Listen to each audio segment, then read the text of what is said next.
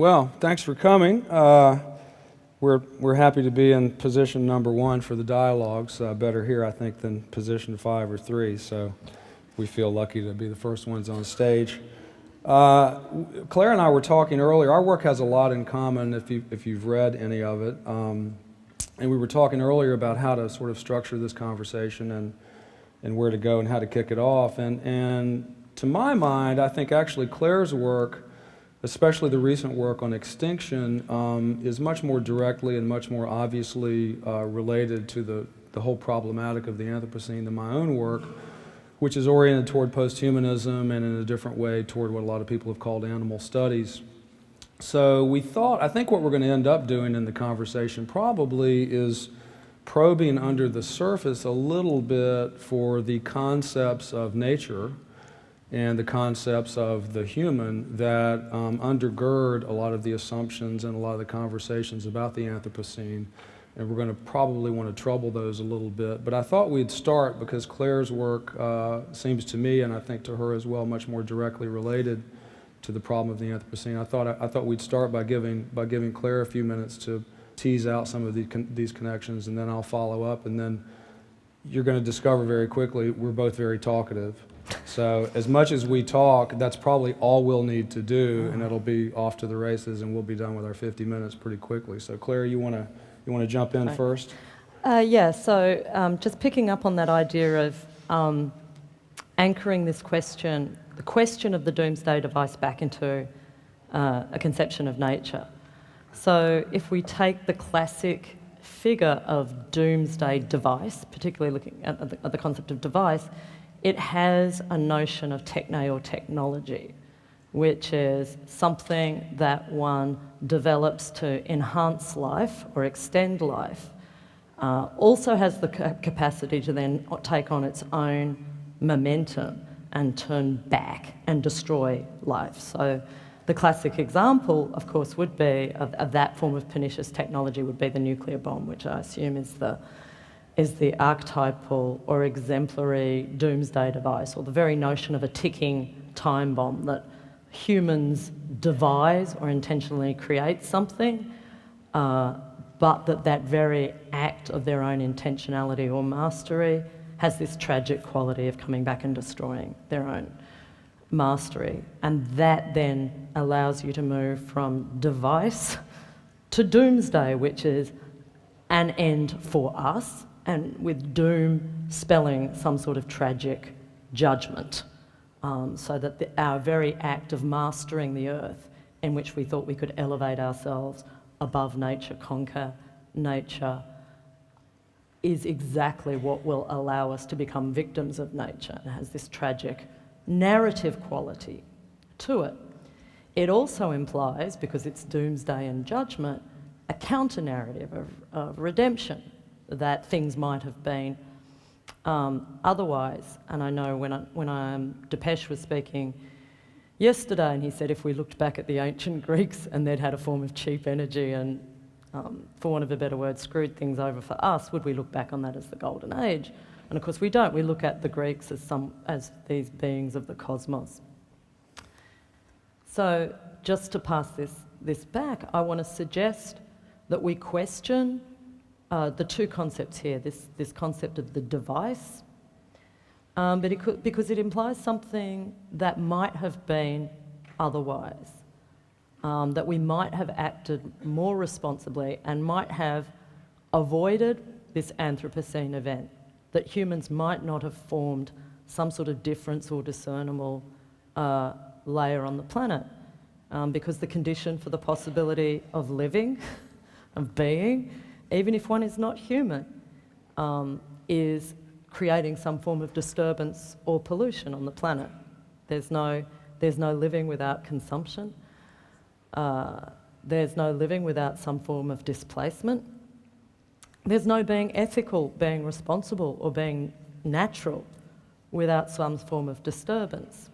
So, for the first thing I would like to say is to question this notion that the device would be within life, that life is both, and nature is both a form of devising that displaces or changes, And then it can't be a question of our doom coming from outside, like some form of evil judgment, because just as we displace the earth will displace us. So I guess I'm picking up on some of the questions that were asked yesterday, that there is something profoundly megalomaniacal, something profoundly to do with megalomania and anthropocentrism in this moral narrative we have about the Anthropocene.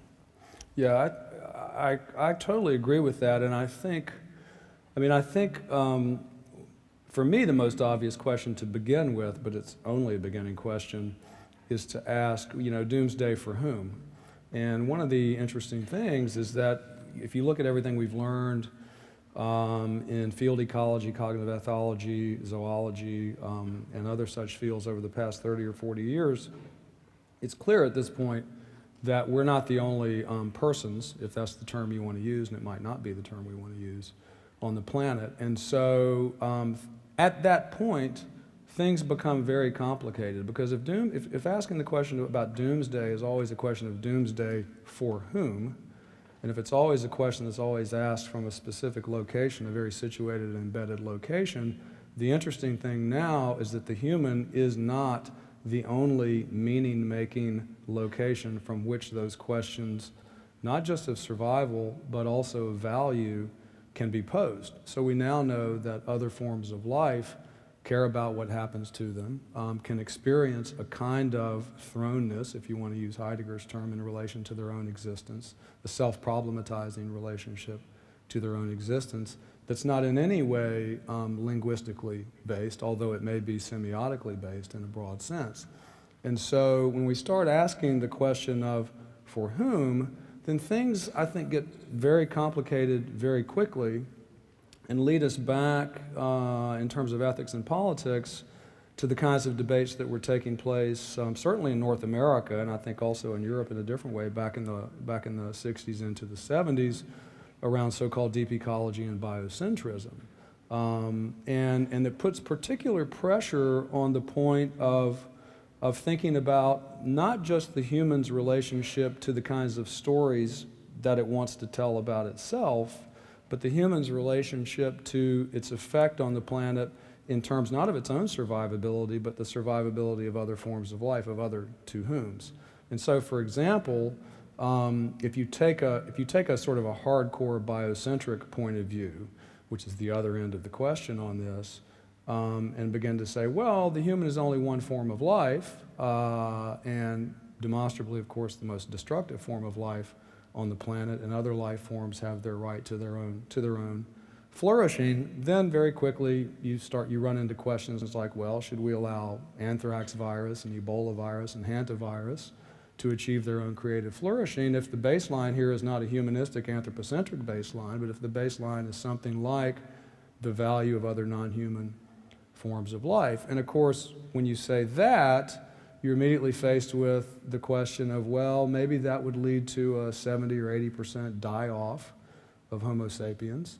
And how many people want to get on board with that program? Usually when I ask, there are not many hands raised. Although there were people in deep ecology and biocentrism who were on board with that program and still are. So the relationship of these kinds of philosophical and theoretical questions to the political and ethical questions at stake, when you start taking seriously the existence of non-human forms of life and the question of the to whom and the for whom when it comes to the question of survivability or doomsday, I think those questions become very, very complicated, and they lead into an entire domain of discussion now that often goes under the name of biopolitics or biopolitical thought.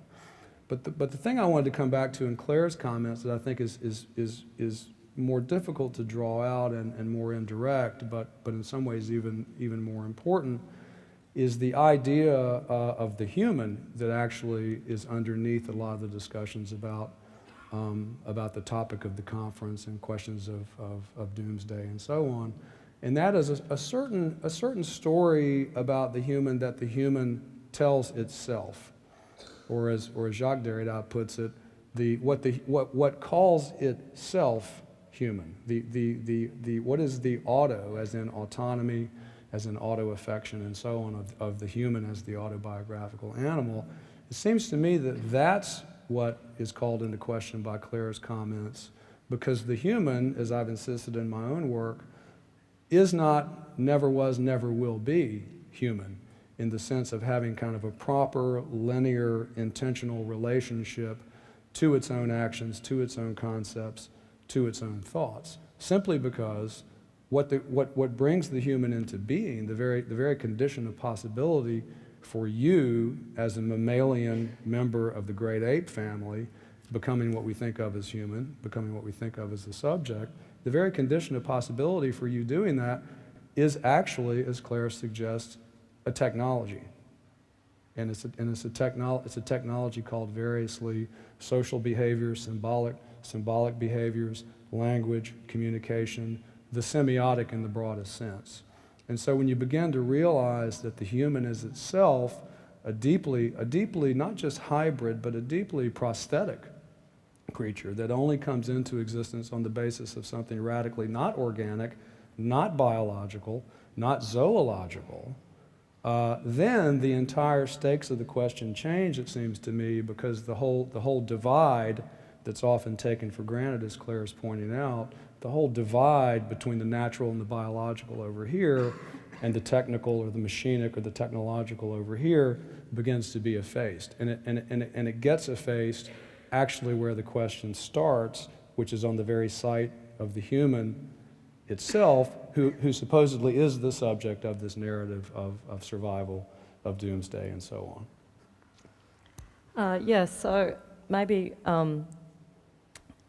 it's a word you didn't use, but it makes me think of the problem we have, or two problems we have, but they're related, which is one of parochialism, because the Anthropocene seems to occur as a genuine event where we can, instead of marking history from ourselves, have some other system of inscription. So it's now not human history making, but the planet's own method of inscribing time that will continue to act inscriptively after our existence. That seems to make a genuine historical change to the ways in which we think. And most of the discussion in a really good way has said this is to use I think it's a recent American expression, it's a game changer. It's not a difference in degree, it's a difference in kind. There are certain events in science which don't just add one more fact to the narrative, but change our very way of doing narrative. And in some ways I want to endorse that and say, again, that should really place under erasure this concept of doomsday, because that implies a trajectory for whom, so that it's a parochial narrative in which the end of the human species is so spectacularly disastrous that finally, if we can now imagine it, we will finally be prompted to do something. And then that brings in all the other problems of the relationship between, okay, now we know it, how do we have intention, volition, desire, and so on to circumvent that? But I think everything to do with the Anthropocene, but probably everything to do with everything, has to have a on the one hand, on the other hand logic. So on the one hand, this is an absolutely new and unprecedented event that should destroy parochial conceptions of the human, should destroy narratives of doom, should destroy narratives of redemption, and in many ways also destroy the time of events, because the whole positing of the Anthropocene is not we might end or we might end in this way. It's that given that somehow we will end. What's the degree of acceleration and what does that now imagining of a possible end of the species in time do? So it has, on the one hand, this absolutely unprecedented quality. And we all know, particularly if you work in an English department, there's always someone who puts up their hand and says, no, this is not new. In fact, there's a medieval manuscript that says this from so-and-so. But I think also one might say that this is finally what will destroy our parochialism and give us different inscriptive systems. Instead of us writing the history of the Earth, we can imagine the Earth writing the history of us. But I think it has to have a double-sided quality. It's the event that destroys parochialism. On the other hand, it's the most parochial concept we can ever imagine, and that's a good, that's an absolutely good thing, because what we are imagining from scientific practices, which have a history and a condition, that is, from viewing layers of the Earth, from viewing the statistics of species, from composing various timelines, from looking at various degrees of sedimentation, from this highly embedded, highly situated, highly parochial practice that will always have a narrative, that will always have a despair and an alarm and a hope, we can also think, what would it be to transport ourselves outside this? But that has to be, and I've said it before, it has to be critical, it can't be actual. It can only be a thought experiment. So that, again, that takes us, on the one hand, it's always, I think you would agree, it's always going to be an incredibly moral narrative. We can't say, okay, now we realise we're just one part of the Earth, and I'm going to stop caring about humans, and I do want to promote the existence of the Ebola virus over myself. That notion that one could achieve this moment of a completely flat ontology, where I speak as if from nowhere, seems to be promised by the Anthropocene, but is also crossed out by it. So it is always going to have this moral quality of doom. Unless we do X, we will die. And it does seem to have this bet or this strategy quality. At the same time, it's necessary then that we think that way, but also completely impossible. Because, and this is my last point in this line, here's the counterfactual. Let's imagine that there was a world in which the Anthropocene did not occur. That is, the human species emerged and did absolutely nothing violent to the planet. That it behaved in a manner that was proper. That its relation to the planet would occur in such a relation of harmony that after the human species ceased to exist, a future geologist, should there be one, would not have seen that we existed. I want to ask what that possible species would be. Whether it would be a difference in degree. Yes, we can see the fossils of mollusks, so in a way they've done violence to the Earth. Would we have wanted to exist at that level of degree? Would we then want to erase completely the strata of the Anthropocene era such that our relation to the Earth was one of harmony? My question would be, A, is that desirable? Well, for us, no, because we're parochial and we would have liked a world in which, I'm imagining, we would have liked a world in which Shakespeare and the Bhagavad Gita existed, but also impossible. The counter-Anthropocene is a thought experiment as well. What would it have been for this not to have occurred? Yeah, to me, in a way, the Anthropocene is a reminder of something that's always been the case, which is that the outside, or what you might call the kind of radical outside of the human, is always already inside.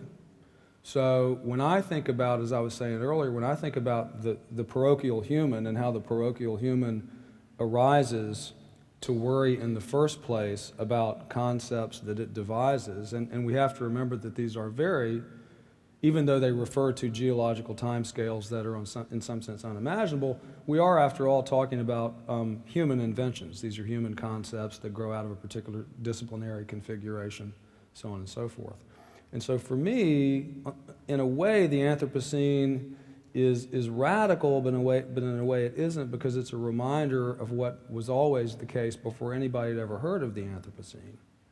which is that the outside is always already inside. And what I mean by that is what I was saying earlier, is that the human, in all its parochialness, the human arises as the product, as the output, you might say, in an evolutionary sense, just for starters, of processes, and material processes and dynamics that have nothing to do with the human, and that are radically ahuman. They're zoological processes, they're meteorological processes, they're chemical processes, of which the human is one and only one, and actually a probably highly improbable result. Okay, so to have said that is to already acknowledge a radical kind of disjunction or asynchronicity between what the human in this parochial figure thinks of itself and the stories that it tells about itself and the stories that it tells about its own end and its own doom, and the actual processes that are generative of this thing we call the human, that are asynchronous with those stories and those fantasies and narratives, in a way that sets up a nonlinear relationship between human beings' intentionality in relation to its conception of its own finitude, right? So to talk about the Anthropocene is not just to talk about the question of a kind of radical finitude for the human, but it's also to talk about the extent to which the human can have a linear intentional relationship of controlling and steering and mastering and healing that finitude or not. In other words, it's the question of whether finitude, and this takes us all the way back to the whole romantic topos of carpe diem. It takes us all the way back to Heidegger's existential of being toward death and the later readings and critiques of that we have in post-structuralist theory. But it's the question not just of finitude, but whether finitude is actually appropriable in a way that ends up being a further sign of the human's power and mastery over itself in relation to its fate. And because of this asynchronicity, because of this gap, because of this differential between the radically non-human, ahuman processes that generate the human, and this includes technology, and this includes the semiotic, it includes instinctive biological programs, it includes all sorts of things that are on the side of the what, the thing, the object, the technical, the machinic, and not the who, and not the biological. Because of that asynchronicity, the second shoe to drop for me with regard to the Anthropocene is not just that we're talking about finitude, but we're talking about a marker of a form of finitude that cannot be appropriated by this fantasy figure called the human, who has an intentional relationship of control and manipulation and management to this doomsday or this problem that the concept identifies.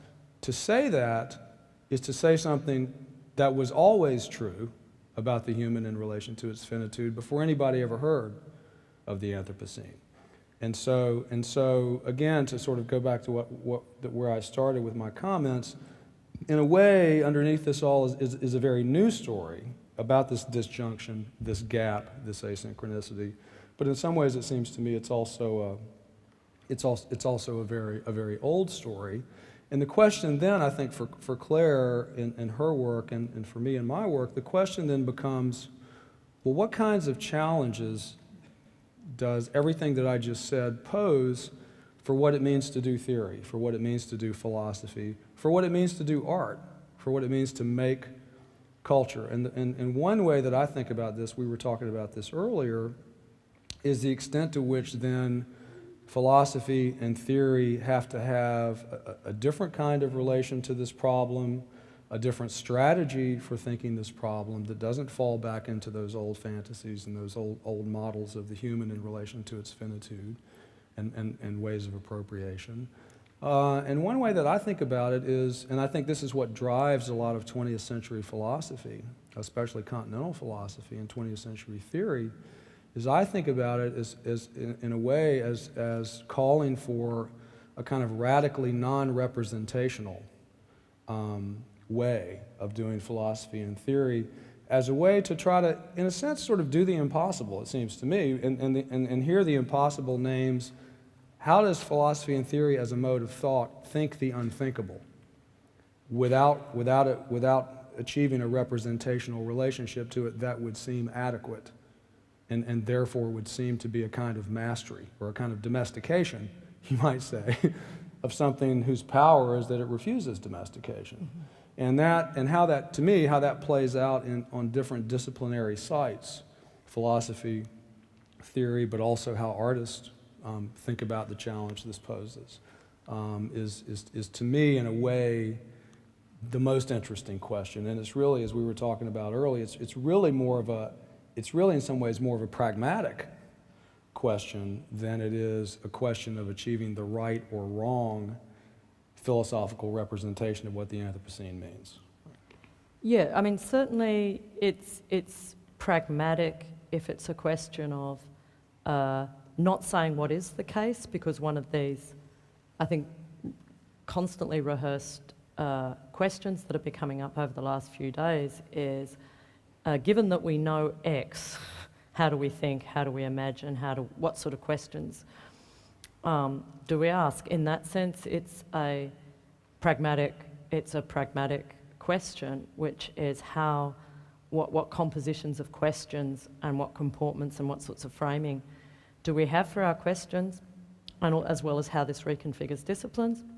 But there's one sense of pragmatism in which, of course, this does and should do violence, which is philosophy as a way of life, or philosophy as a form of therapy, or philosophy as a way of giving meaning to an otherwise meaningless life.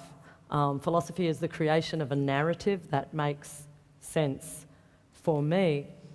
I think one of the problems, if we're now shifting from, okay, the Anthropocene has always been there, humans have always had to confront making sense of a world in which sense isn't given to them.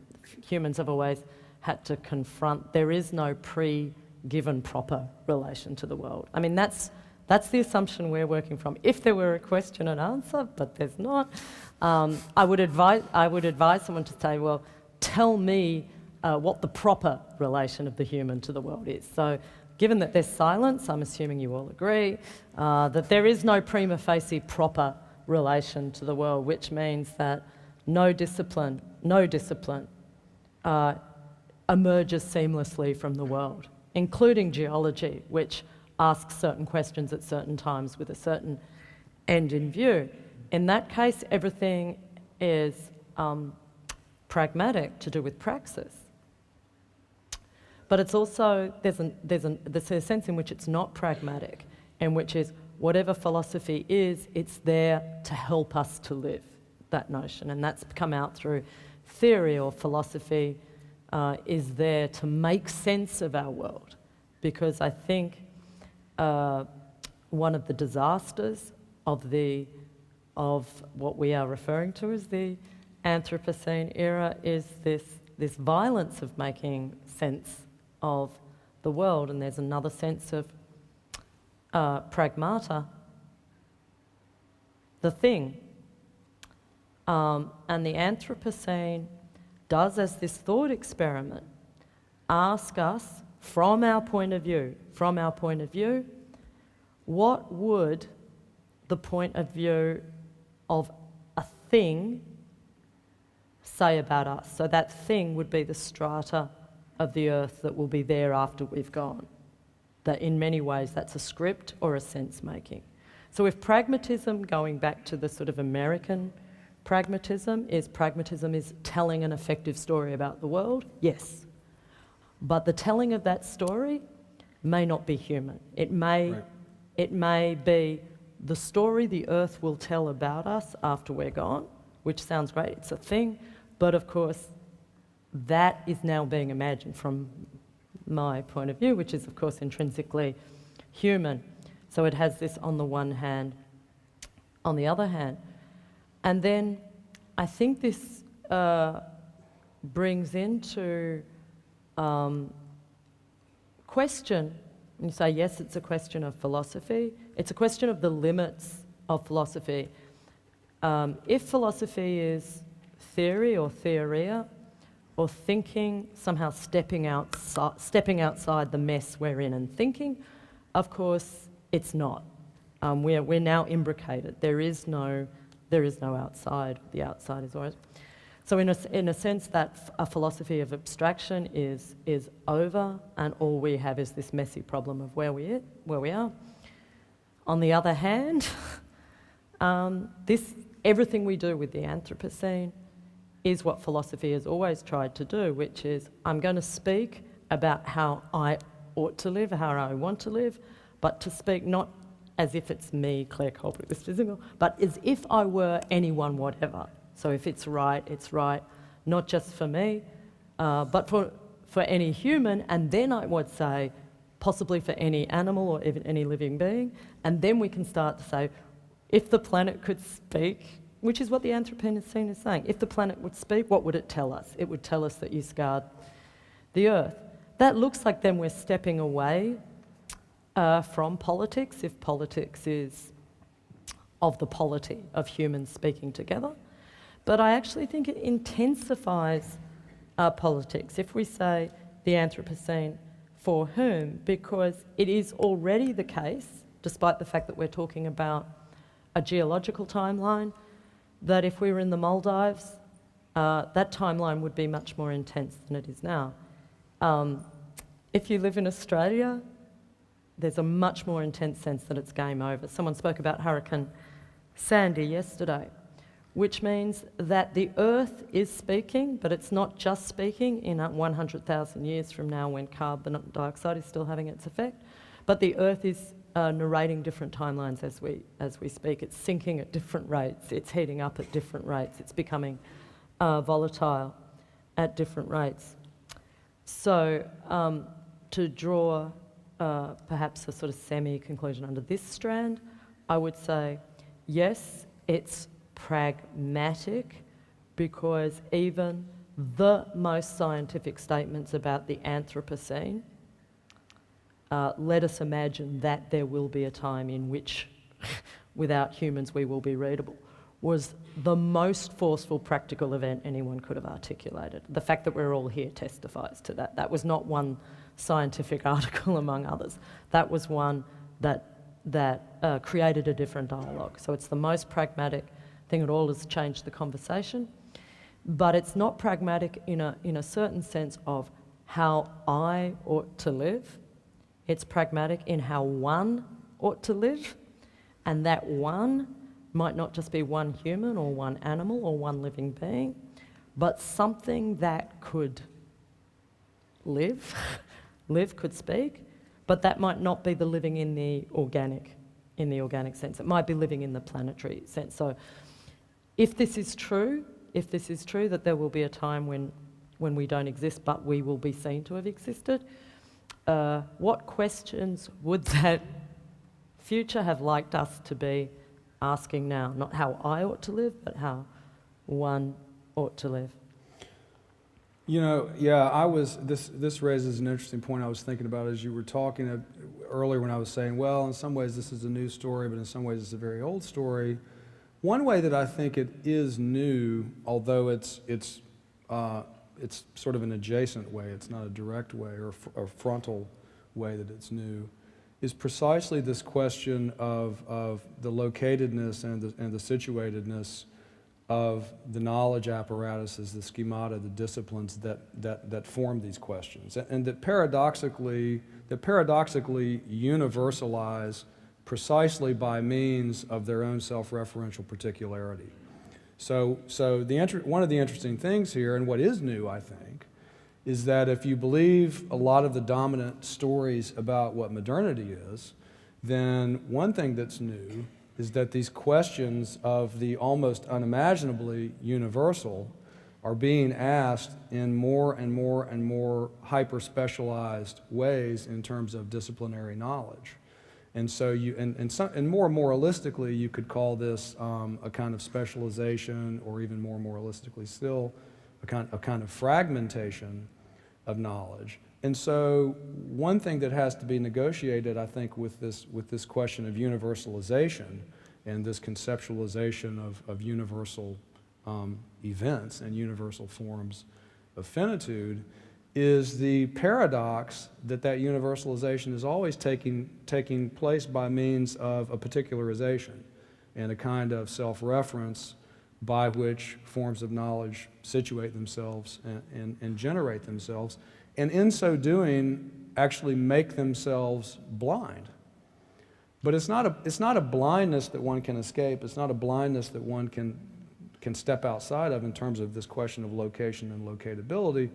It's a blindness precisely that asks for and requires other points of view and requires other locations and other disciplines and other cultural forms of cultural and social situatedness, not to, in the end, present a totalized picture that can be seen from somewhere with a view from nowhere, but in a way, I think you're right, Claire, that's political precisely because it is ungrounded, and precisely because it is up for grabs, and precisely because it is up for negotiation. I mean, I was at a conference a few months ago, really interdisciplinary conference, even more so than this one in some ways, called Lying, the Making of the World, which I went to just because I thought it was such a weird idea for a conference. And most of the people at the conference were scientists, evolutionary biologists, evolutionary psychologists. And one thing I was really struck by at the conference, kind of because I was one of the few humanities people, is actually how tightly bound disciplinary paradigms of what counts as real knowledge. I mean, I'm talking about knowledge on the basis of which you would get tenure and be promoted to full professor and so on in your own field. And we forget this because a lot of the people in the sciences, they get their walking papers and they get their professional credentials first in some specialized form of research.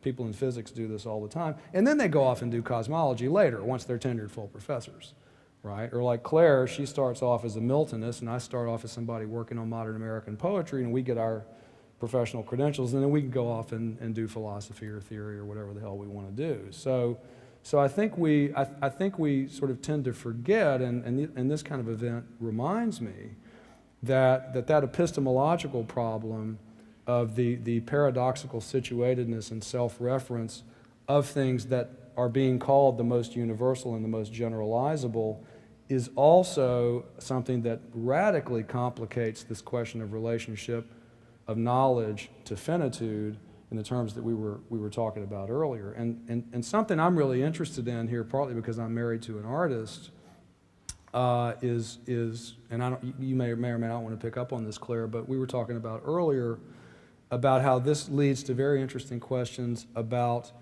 different forms of human knowledge-making practice in relation to the challenge of a non-representational, non-linear way of thinking these kinds of supposedly universal questions like the Anthropocene. So for example, what is the difference between the kind of knowledge that philosophy or theory, and even in a more reduced sense you might say analytic philosophy, can produce in relation to these concepts versus, say, literature or art? What kinds of knowledge, what kinds of conceptualizations of these problems are available in a non-representational mode in ways that people who do what we do, which is basically just work with words and work with texts, maybe can't do. So one thing that attracted me to coming to this event is seeing that there are artists doing various kinds of work, Xavier Leroy and other people doing different kinds of work, who bring their own mode of performing, I guess I would say, of performing this problem and performing the conceptualization of this problem in ways that don't immediately leap to being a kind of domestication or a kind of cordoning off in a particular sort of disciplinary space, even as I know that's unavoidable. So I'd want to pick up on perhaps three points on that. One is discipline, yeah. The other is genre, and the third is imagination and how we write. The point I'd like to make about discipline is it has an absolutely double sense. One can't say anything or articulate anything unless there's a discipline, which is a way of training and a way of knowledge, but discipline also has the restrictive sense of being disciplined. and one knows that there are certain protocols for writing and certain ways of being heard and ways of getting attention. And the film we were shown last night in the Island presentation is precisely what we ought to be viewing. That is something that has in a way, a demotivating effect that would then be hyper-motivating, so it doesn't draw us in. But of course, these are not the genres we're used to, so that the condition for the possibility about making a statement in the sciences or in the humanities or in cultural studies is that it be contained in an article that makes certain points and it goes through certain protocols. Regardless of the Anthropocene, those conditions are now completely changing. And they're changing in a way that's also questioning the very notion of the human and who speaks and who owns a voice and deciding for oneself. And if you like, going back to the notion of a doomsday device about having an agent who creates something that may or may not have a good consequence. So I think that we have that notion of, I don't think it happens so much anymore, but in the old days of theory, one would get up and give a paper about politics, and it would be, will this have a good or bad effect? And particularly in feminist politics or queer politics is, but if we lose identity, then won't it do X? Or, but don't we need identity in order to do X? And it has this notion of, here is my genre, here is my claim, here is its output. That has changed, and it will have to change, so that most of what I read on the Anthropocene, and I'm assuming everyone here, it comes about in fragments from the internet. It's anonymous, it's circulated, it's commented upon, it's speculative. It isn't rewarded or institutionalised, even though it comes from an institutional trajectory. It means that there are disciplines which make these things possible, these statements possible, but once they're out there, they have a way of transforming and distorting disciplines, the very conversations we have here. It means that we have certain genres, the scientific article, the monograph, but that those statements have a totally redundant temporality now. I mean, I look at an article from 2005, and you know you can't, particularly if it's a scientific article, you know you can't use that with any certainty whatsoever. The time lag between it appearing and it being in print and you receiving it. You have a problem of discipline, you have a problem of genre. But linking from the problem of genre to the imagination, one thing I've noticed, and this gets me back to parochialism and the doomsday device, I've been, as what's laughingly called research, I don't think it's research, I'm reading a lot of end of the world books, watching a lot of end of the world films. On the one hand, you could say that the Anthropocene has created an enormous effect on the imagination in the same way that when Darwin posited evolution, 19th century fiction changed, the timelines changed. The novels were no longer about the novel of the family, but started to go back into generations in the big 19th century novel. And it's clear that if one were a literary historian, looking back 100 years, one will look at fiction and television and film and say the fact that scientists began to imagine the end of the human species changed. There's Cormac McCarthy's The Rose, there's Margaret Atwood's The Flood, there's all these there's Melancholia, there's Tree of Life, and so on. On the one hand, it's a cataclysmic shift in the imagination and a new genre. We now refer to post-apocalyptic fiction. However, it still has this doomsday narrative. And all our talks, so that most, and again, if there were question and answer, I'd say, you name me one example. Most of these films about the end of the world end with some form of moral redemption. Yes, humans have been evil up till now, therefore they will have been annihilated, but here is this possible future in which we will relive an alleluia. And that applies to Cormac McCarthy's The Road, as well as most other things. Right. The disturbing thing for me is not that it takes place in fiction, but that when the Anthropocene and climate change take place in the media, including someone, The Economist, the Anthropocene has arrived, it takes the same narrative form as the 2008 financial crisis, or it's like, we messed up a little, things are looking bad, let's somehow work out how we're going to repair it. As though this event is like all the other events in which we thought we were doing something good, we had our eye off the ball, Wall Street wasn't as benevolent as we thought, so now we need some form of regulation. As though this could take the form of a narrative. Right. So I think there's a problem of genre, it's a problem of narrative, and it's not just relevant if you're in a literature department. Right. It's relevant outside of that. So. Right, and I mean, I guess what I was suggesting earlier is one thing art can do and one thing literature can do. One thing that non-propositional thought and non-propositional conceptualization can do is to perform or model or explore ways in which these kinds of questions, which are not just if P then Q analytical questions, but they're existential questions, they're psychological questions, they're emotional questions, they're very thick questions, and thick in a way that even though disciplines separate, those dimensions can't be separated from each other when we're thinking about these sorts of questions. That one thing literature and art and non-propositional conceptualization can do is to explore this in ways that precisely don't fall back into a kind of domestication, a kind of management strategy, a kind of, this is just one more problem, it happens to be a really big one, that we can somehow subject to the same steering force by the same kind of human subject that we've always imagined. It's just that in a way now the human's realization of that becomes a testament to its own power in relation to its own finitude, right? So as I was suggesting earlier, insofar as you do that, it seems to me you're still within a representational scheme of the relationship of philosophy or theory to what the Anthropocene names. You're still undertaking a kind of domestication in a way that feeds back into this kind of, if you like, this kind of economist narrative of how such things can be managed.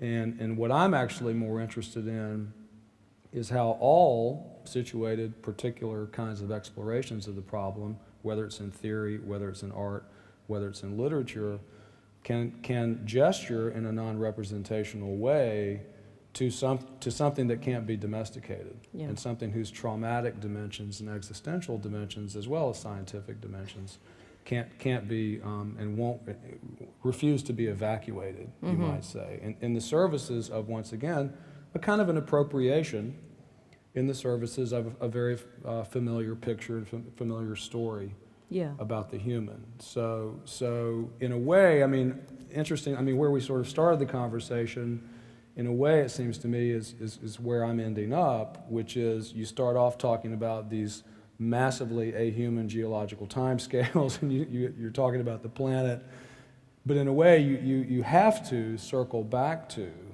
the situatedness and concept of the human in relation to which these things are being imagined and being domesticated and being thought. And just to sort of slightly disagree with you by quoting you or referring, I just read, but it was on the plane coming over here, so in a state of extreme cognitive impairment. But I consider that also to be the condition of the Anthropocene, that just as we're facing this problem of planetary proportions, we're also suffering from global, I mean, I genuinely believe we're suffering from global attention deficit disorder. Not just because the problem's so huge we can't conceptualize it, but because our technologies are becoming more and more personal. That there's a concept which is used widely in the area of theory you work in, but not in the way you've recently used it, so plug for the book, which is the concept of autoimmunity, which is the very practice or border or defense mechanism that you will use in order to sustain yourself is also what opens you to risk. And I think we can look, yes, we can say that without some form of art or poetry, that is without creating some form of design that will take us out and give us a point of view of the thing. Right? So this is what was also raised yesterday, without some form of non-propositional practice, so it cannot have the I do X or subject proposition, but without having some form of aesthetic practice, it will never assault us. It will never assault us. So we need this poesis. At the same time, and we all know this from watching Lars von Trier's Melancholia, that most assaulting of films also has this wonderfully beautiful, mesmerising effect that's summed up in Melancholia. So that's quoting you to conclude. We hate to end on a melancholy note, but our time is up. Thank you for coming.